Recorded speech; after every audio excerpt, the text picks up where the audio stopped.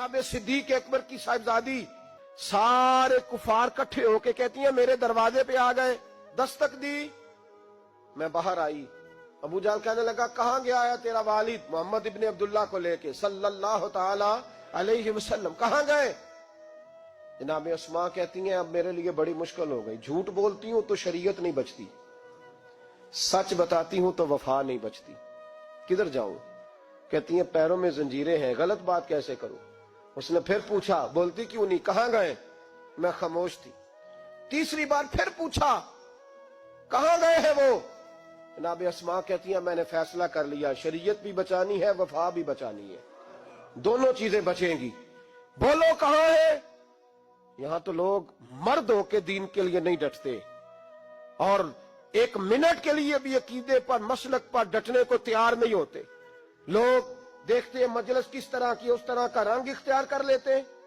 जनाब अस्मा डट गई और कहती है अबू जाल ने जब कहा ना बता कहां है, फरमाती है पता नहीं खुदा ने मुझे कितनी कुव्वत अता फरमाई। मैं बोली और बोल के कहा मैं अबू बकर सिद्दीक की बेटी हूं, मैं झूठ नहीं बोल सकती। कहने लगी अबू जाल सुन, मुझे पता है वो दोनों कहां हैं, पर मैं तुम्हें बताऊंगी कोई नहीं, मुझे पता है पर मैं तुम्हें, हो हल्का यारा तो बरेशम की तरह नर्म, रिज में हक को बातिल हो तो फौलाद है मोमिन, पता है मुझे वो कहां है, पर जरूरत है तो पूछ के दिखा। कहती है चौक था मक्के का और मेरा इज्जत वाला घराना था, पर अबू जाल ने भरे बाजार में मेरे मुंह पे थप्पड़ मार दिया। कहती है मेरे कान में बाली थी, नीचे पत्थर था, मैं उसके ऊपर गिरी तो मेरा कान फट गया, लोगों ने अबू जाल को पकड़ा ले गए।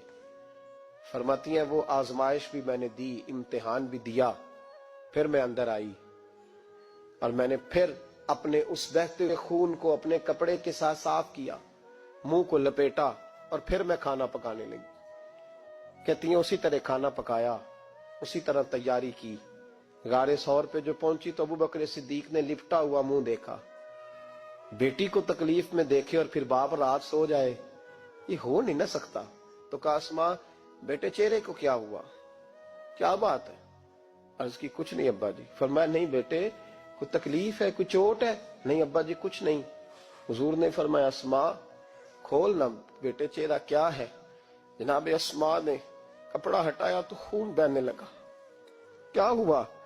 अर्ज की हुजूर कुछ नहीं, अबू जाल आया था, पूछता था, क्या बताती? झूठ बोलती तो शरीयत में इजाजत नहीं थी, बता देती तो आपको तकलीफ होती। उसने ना भरे चौक में थप्पड़ मारा, मेरा कान फट गया। हुजूर मैंने कुछ बताया नहीं। नबी करीम सैयद आलम अलैहिस्सलातु सलाम के हाथ उठे और अजीब दुआ दी हुजूर ने। कहा अल्लाह मैं अबू बकर से और इसके घर से राजी हूं, तू भी इनसे राजी हो जा।